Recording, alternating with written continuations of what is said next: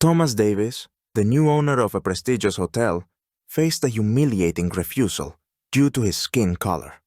No one knew who he was. When he revealed his identity, the staff turned pale and guests froze in shock.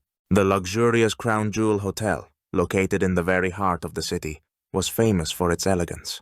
A massive building, designed in a classical style with modern touches, towered over the surrounding structures, standing out with its shimmering glass facades and gilded door handles. The entrance, adorned with marble and carved columns, led into a spacious lobby, where guests were greeted by the scent of fresh flowers and the soft light from crystal chandeliers. Inside, the hotel's interior was breathtaking. Pristine white marble floors reflected graceful ceiling fixtures, velvet-covered armchairs, and sofas in deep, rich colors, with expensive carpets displaying intricate patterns, all creating an atmosphere of comfort and luxury. In the corner stood a grand piano, occasionally filling the hall with quiet, unobtrusive music, enhancing the feeling of opulence. Against this background of elegance, the hotel staff stood out in their perfectly pressed uniforms. A young receptionist at the front desk wore a light gray suit with sharp lapels, her lips pressed into a tight smile.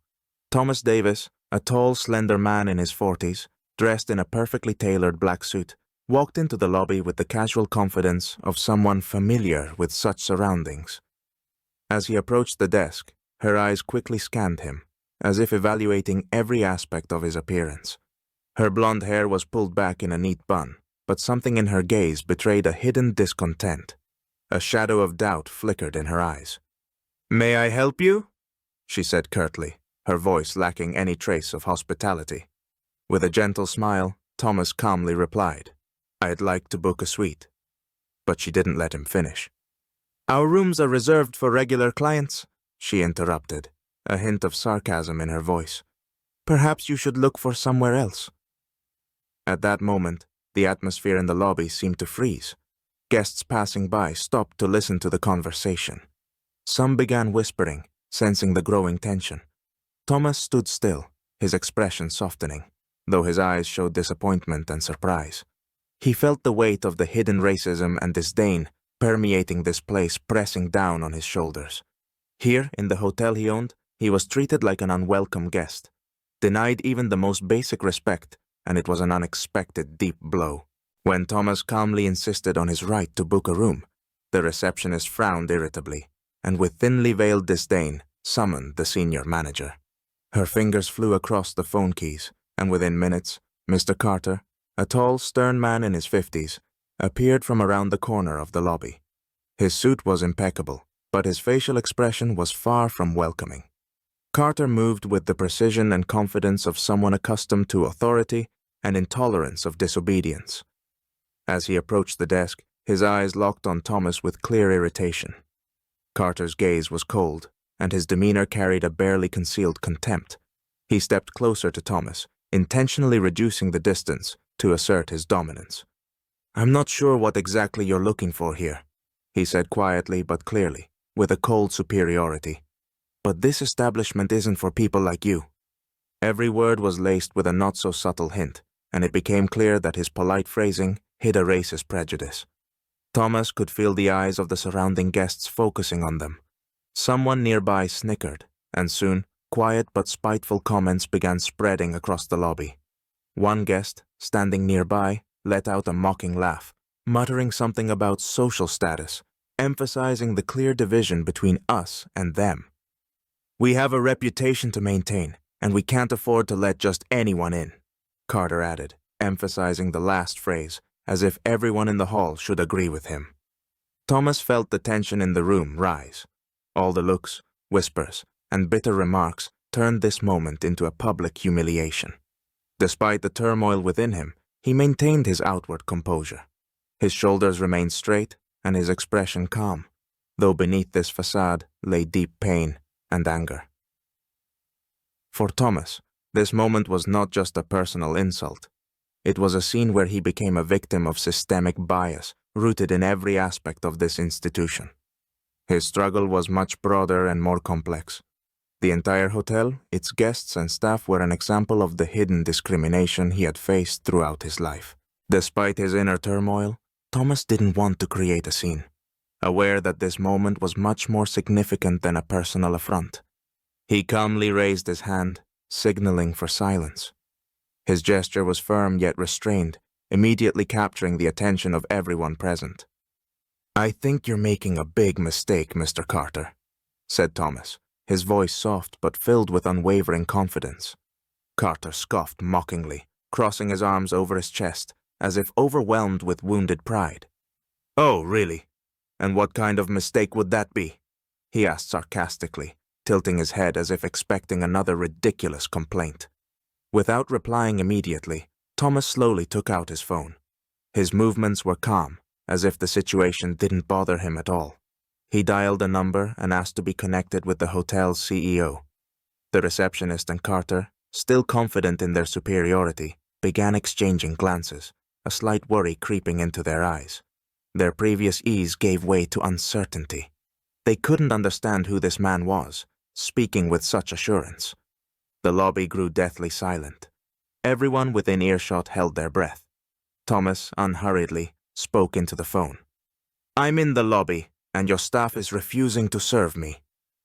His voice was calm, but each word carried hidden power. The guests around began whispering. One even leaned toward his neighbor and curiously asked, "What's going on? Who is he?" Carter and the receptionist, until that moment sure of their rightness, began to lose their arrogance. Confusion washed over their faces, with no trace left of the confidence they had shown while belittling him. At that moment, the company's financial director hurriedly entered the lobby from a side door. His face displayed utter confusion. He quickly approached Thomas, glancing nervously at the guests and staff.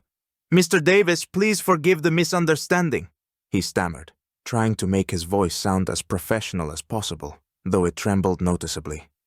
"The thing is—" But Thomas didn't let him finish.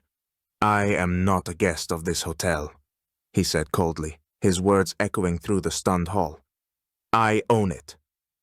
At that moment, the entire lobby seemed to freeze. The silence was so heavy it felt like it could smother anyone. Carter and the receptionist turned pale, realizing the full depth of their error. The guests' gazes shifted from Thomas to the staff, and even those who had previously laughed at the situation now looked at him with astonishment and respect. News that Thomas Davis was the owner of the hotel spread through Crown Jewel like wildfire. The atmosphere in the hotel changed instantly, as if a cold wind had swept through the corridors, making every staff member feel out of place. The employees, who just a moment ago felt secure in their impregnable positions, now stood pale and tense. The receptionist lowered her head, nervously fiddling with the corner of a paper on the desk, while Carter, who had recently embodied self-assuredness and superiority, now stood frozen with a stony expression, as if he couldn't believe what had just happened. Guests, who had watched Thomas with curiosity and even some arrogance, now didn't know how to behave. The silence in the lobby was so thick that it seemed one could hear the water dripping from the fountain in the center of the hall. Those who had been laughing and whispering a moment earlier now cast sidelong glances at Thomas, trying to grasp how quickly and unexpectedly everything had shifted. Thomas, maintaining his complete composure, looked directly at Carter. His eyes shone with an inner strength, and in the stillness, his voice rang out clearly and calmly, but with undeniable sternness.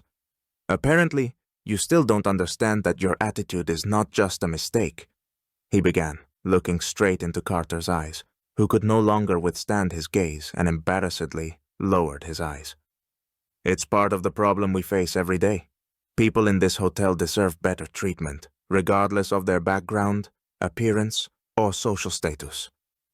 Thomas scanned the room, his gaze directed not only at the staff, but also at the guests, many of whom felt uncomfortable.